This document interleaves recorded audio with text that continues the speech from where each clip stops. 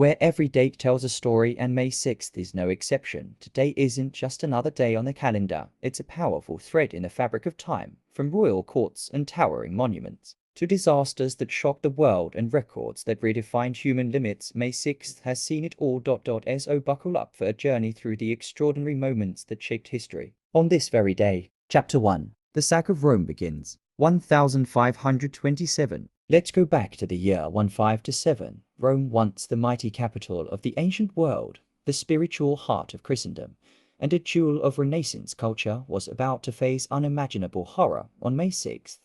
The imperial forces of Charles V, Holy Roman Emperor, breached the city's defenses. Among them were over 20,000 soldiers, many of them unpaid, hungry, and angry. What followed was one of the most brutal sackings in European history. For days, chaos reigned. Churches were stripped of their treasures, priceless works of art were destroyed, monasteries were violated, and entire neighborhoods were burned to the ground. Civilians, men, women, even children were slaughtered in the streets. Those who survived were often enslaved or held for ransom. Even Pope Clement VII barely escaped with his life, fleeing to the fortified walls of Castel Sant'Angelo, where he remained trapped for weeks. This devastating event didn't just destroy a city, it shattered the cultural heart of the Italian Renaissance. Scholars, artists, and thinkers fled. The balance of power in Europe shifted, and the authority of the papacy was left in question. The sack of Rome was more than a military invasion. It was a cultural tragedy, a violent punctuation mark in the story of Europe's most iconic city, and it serves as a grim reminder of how quickly civilization can collapse into chaos. Chapter 2, Louis XIV moves the royal court to Versailles. 1682. May 6th, 1682, a day that redefined power, architecture, and the very image of monarchy in Europe. On this day, Louis XIV, the Sun King, officially moved the royal court of France from the chaos of Paris to the grandeur of Versailles. But this wasn't just a change of scenery. This was a calculated move, one of the most strategic in royal history. Versailles wasn't merely a palace, it was a stage. Every hallway, every garden, every golden room was designed to glorify the king and centralize his power. By gathering the nobility under one roof, Louis XIV stripped them of their independence. At Versailles, nobles competed not in battle, but for the king's favor. Access to the monarch became a kind of currency, and every glance from Louis carried weight. The move also symbolized the height of absolute monarchy. Louis famously declared, "L'État ceased moi, I am the state," and Versailles was his throne carved in stone, but behind the splendor was a message. This is what divine power looks like. And for decades, Versailles stood not just as the heart of France, but as a symbol of royal dominance across all of Europe. Today, we remember May 6th not just for a change in location, but for the transformation of a nation's identity crafted by a king who understood that power, like architecture, is all about design. Chapter 3. The Eiffel Tower opens to the public. 1889. Paris, 1889, a world fair, a centennial celebration of the French Revolution, and above all, a tower that would change skylines forever. On May 6, 1889, the Eiffel Tower officially opened its gates to the public. Designed by Gustave Eiffel and built in just over 2 years, the tower stood as the centerpiece of the Exposition Universelle. At 300 meters high, it was the tallest man-made structure in the world, an iron giant that pierced the clouds and stunned the imagination.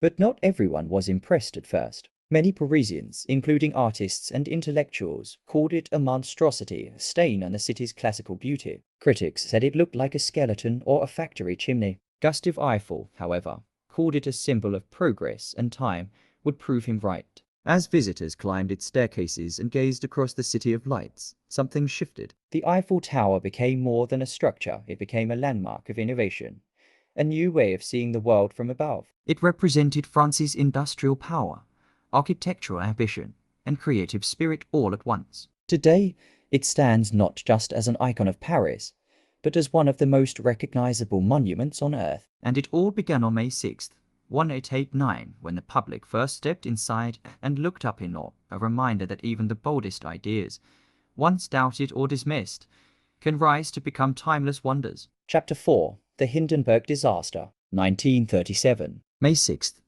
1937, a day that would change aviation forever. It was supposed to be a triumph. The German airship Hindenburg, a marvel of engineering and luxury, was completing its 63rd flight this time, arriving in Lakehurst, New Jersey after a smooth transatlantic journey from Frankfurt. Passengers aboard enjoyed fine dining, panoramic views, and the quiet grace of flying through the skies in a floating palace. But as the massive Zeppelin approached its mooring mast, something went catastrophically wrong. At 7:25 p.m., within seconds, the Hindenburg erupted into flames. The sky lit up with fire as the 245-meter-long airship crumpled to the ground in a horrifying inferno. Of the 97 people on board, 35 lost their lives, along with one worker on the ground. The entire disaster was captured on film and radio, immortalized in the haunting words, "Oh, the humanity." No one could look away. The Hindenburg disaster became the first major tragedy broadcast lived to the world,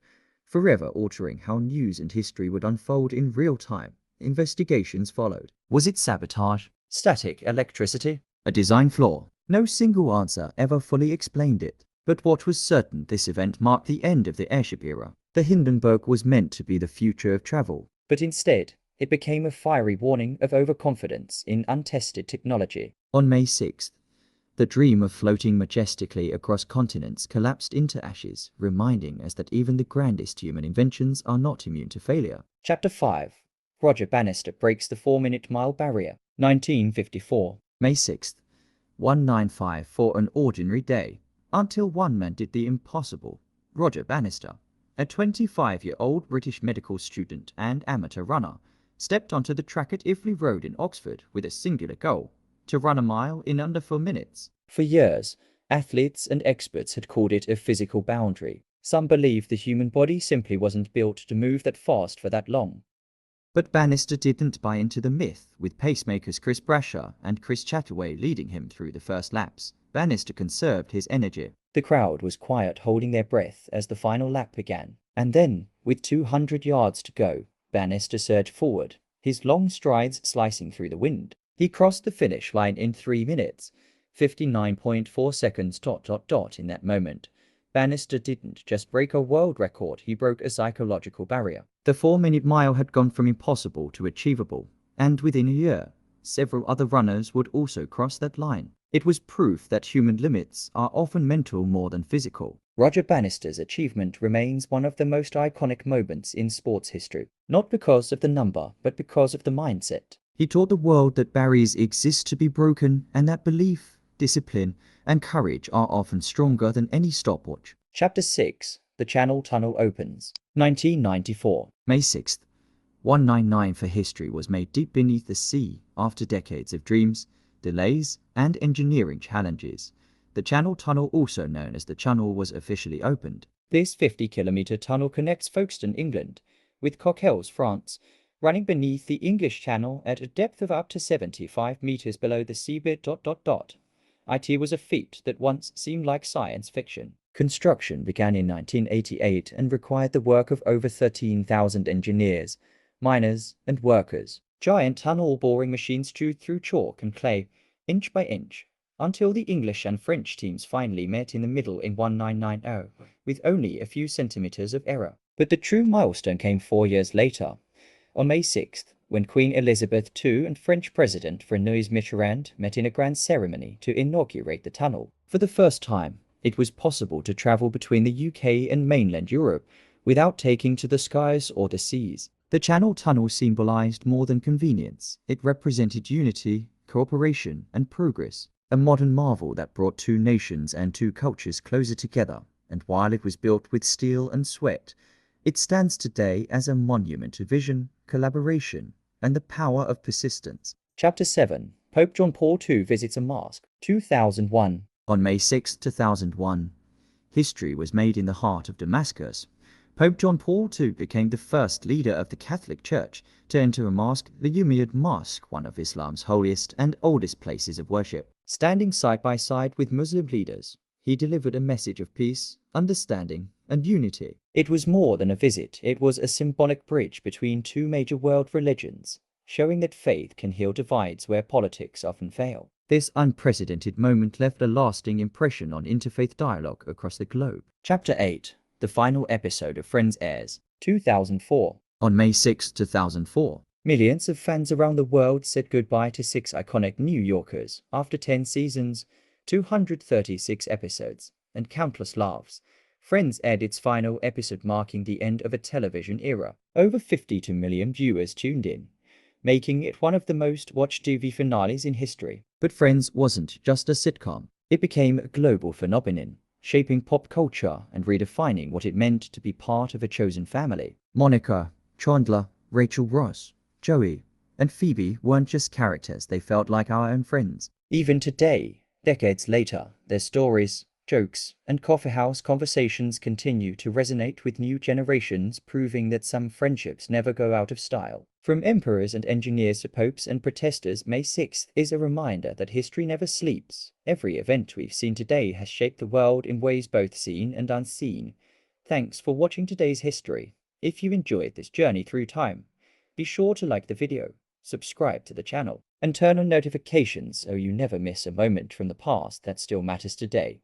Until next time, stay curious and keep exploring history with us.